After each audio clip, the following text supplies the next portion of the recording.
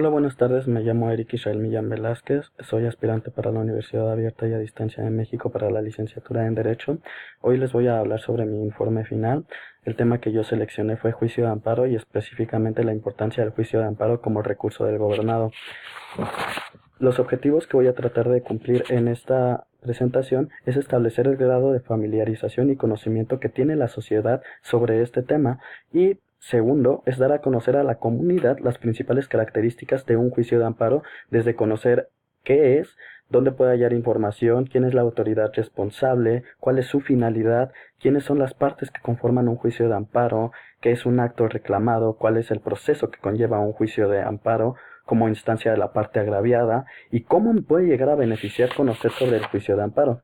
Para esto se establece la metodología y la estructura de la presentación, en la cual aquí, como se ve, iremos desarrollando cada una de estas partes, tratando de dar respuesta a cada una de estas preguntas, además de que se llegó a hacer un análisis cualitativo por medio de una encuesta que se llegó a realizar a jóvenes mexicanos para que no estén relacionados al área del derecho para saber si realmente conocen de este tema o no. Los resultados que se graficaron y se obtuvo datos estadísticos para tener un orden cuantitativo, los cuales se irán evaluando diapositiva tras diapositiva para responder algunas preguntas como las siguientes. Aquí podemos ver los resultados de los gráficos que se obtuvieron en general de todas las preguntas hechas a todos los encuestados y se pueden llegar a ver los resultados. En color a naranja están las respuestas que son negativas a estas preguntas y en el color azul se encuentran las respuestas que fueron positivas. De aquí se pueden llegar a concluir tres cosas. Número uno, que la población joven mexicana no relacionada al derecho sí conoce sobre el tema y la temática del juicio de amparo.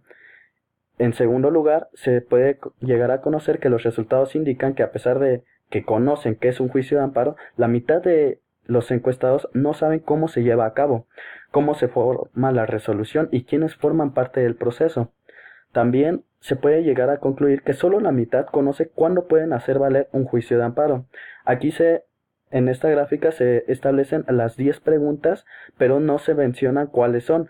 Esas respuestas y esas preguntas se irán viendo diapositiva a diapositiva relacionadas con la respuesta de las que se llegaron a establecer en los objetivos. Vamos a ver cómo es eso. Primero, sobre la historia de implementación en México, hay que destacar que esto tuvo globalmente eh, su fundamento en los derechos de Estados Unidos y en la Revolución Francesa, en los derechos del hombre en el año 1789.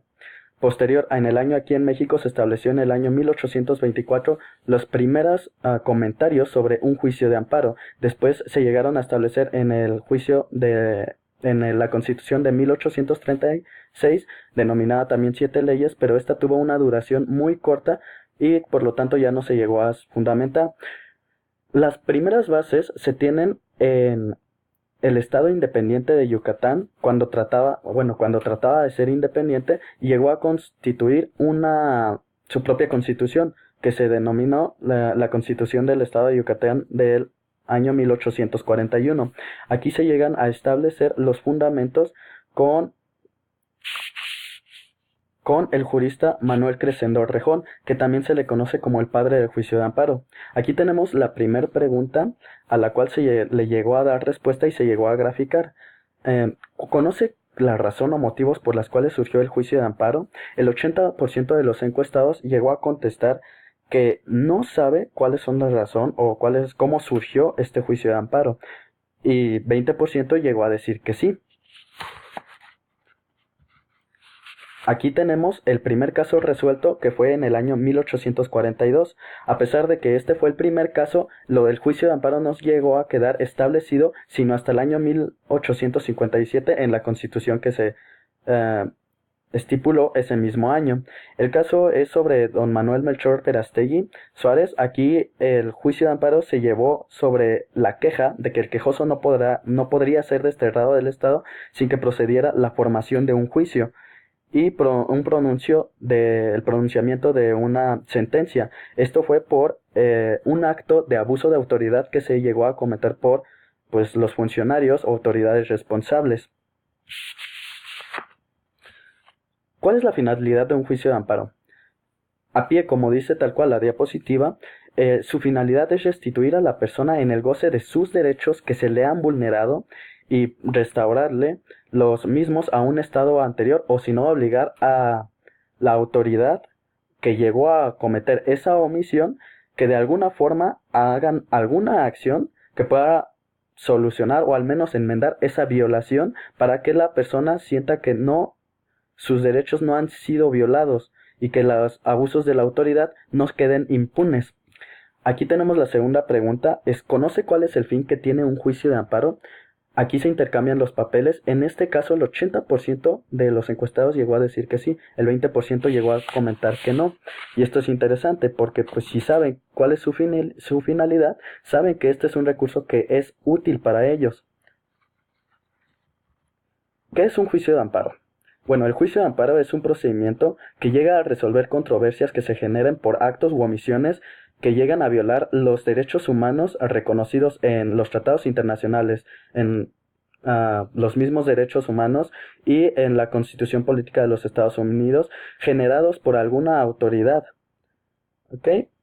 Y también aquí tenemos las primeras, otras dos preguntas que se llegaron a graficar sobre la encuesta, que es, ¿sabe quién es el principal individuo que puede hacer valer un juicio de amparo? El 60% contestó que sí sabía y el 40% que no. Pues bueno, la respuesta es que el juicio de amparo, el principal individuo que puede hacer valer esto es el gobernado, porque es a él a quien le va a beneficiar y pues la razón por la cual se estipuló un juicio de amparo para poder dar un mejor estado de gobierno hacia ellos.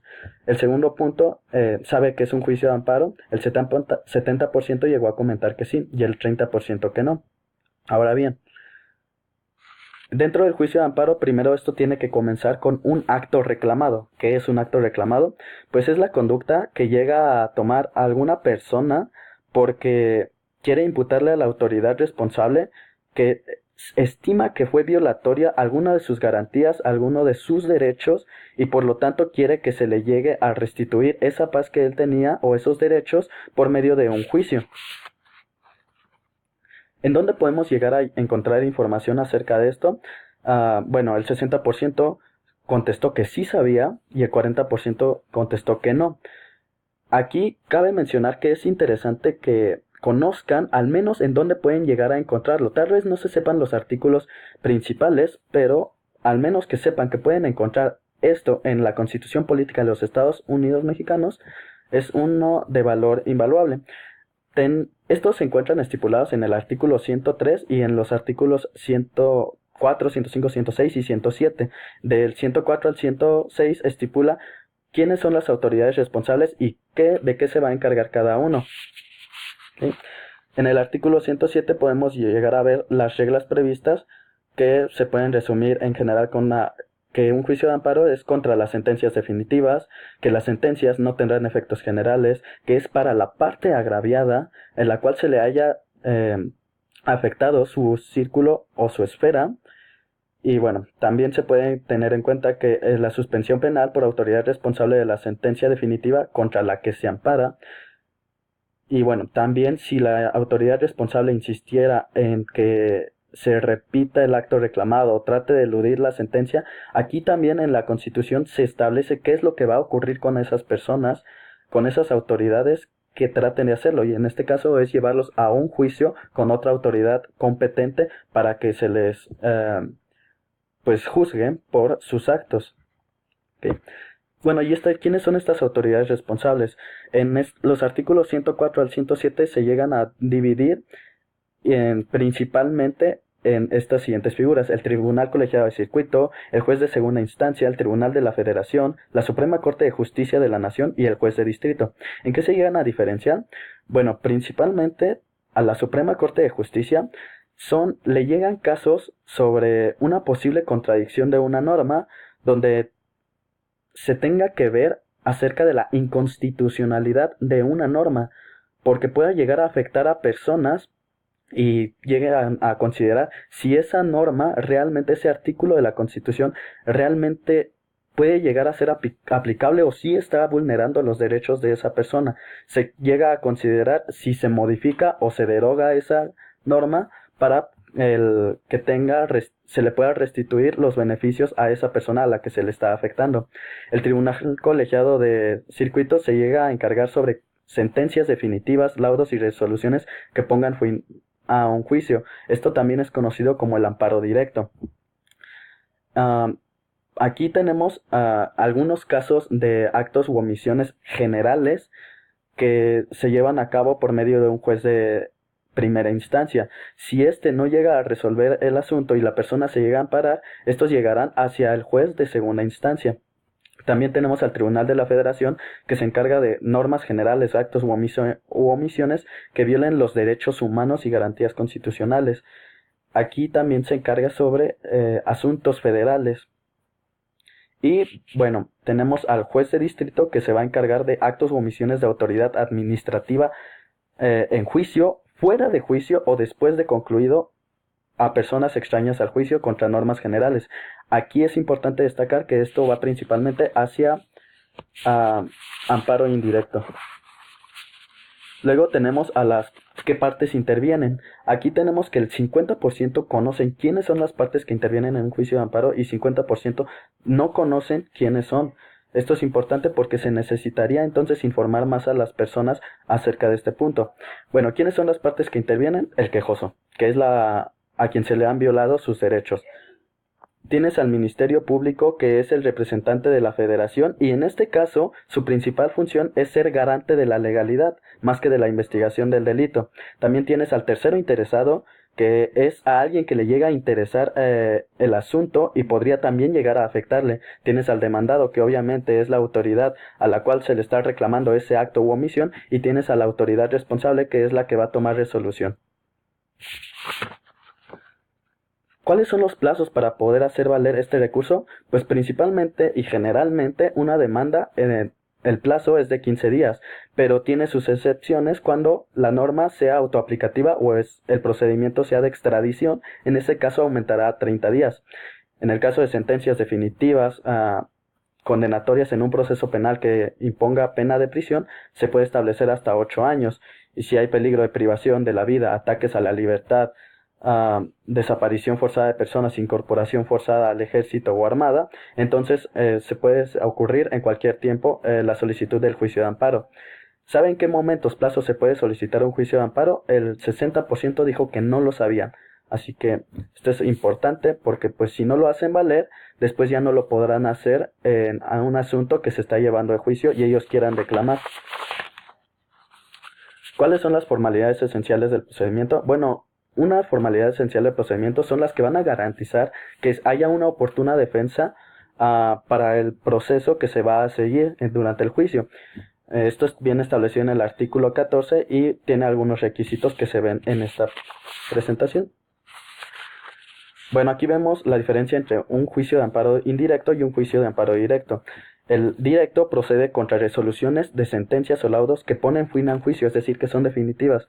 Y los de juicio de amparo indirecto son para actos en los cuales no existe un medio de defensa ordinario y cuanto procede en contra de todo acto, omisión o norma general fuera o dentro de un procedimiento. Y como ya vimos, aquí están para el amparo indirecto, el juez de distrito el que se encarga, y para el amparo directo, los tribunales colegiados de circuito. Y aquí podemos ver el proceso que se lleva a cabo principalmente durante un juicio de amparo. Primero se presenta frente a una autoridad responsable. Después la autoridad responsable emite el informe justificado sobre el juicio de amparo que se acaba de solicitar. El tribunal colegiado de circuito emite si se admite o no se admite. Se informa del juicio de amparo a las partes y se les da un plazo de 10 días para que las partes lleguen a dar información de sus intereses. Luego hay ofrecimiento de pruebas, se da la audiencia, hay alegatos y se da una sentencia. Si aún así hay una persona que esté inconforme sobre esto, se puede amparar y sería un amparo directo. Ante la misma sala se enviaría la solicitud con el expediente al tribunal colegiado de circuito, se emitirá el primer acuerdo admitiendo o denegando la demanda de amparo, se va a enviar al magistrado ponente y se va a crear un proyecto de discusión. Aquí se van a reunir estos tres y se van a ver cuestiones de la legalidad y constitucionalidad. Aquí ya no va a haber juicio, ellos van a terminar tomando una resolución que simplemente va a decir si se acepta o no. En los casos de las Suprema Corte de Justicia aquí cambia.